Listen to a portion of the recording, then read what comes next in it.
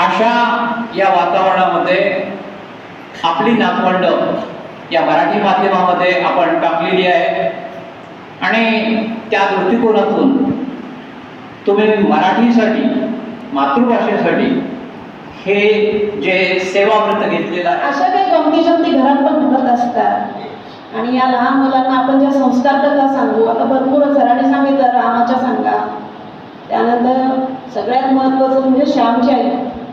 श्याम कसा घडला, त्यांच्या 51 रात्रली आहे गोष्टीचं पुस्तक आहे श्यामची आई, ते तुम्ही वाचलं असेल. त्यातल्या गोष्टी क्रमाने सांगा मुलांना. खूप सुसंस्कार, खूप चांगले संस्कार होतात.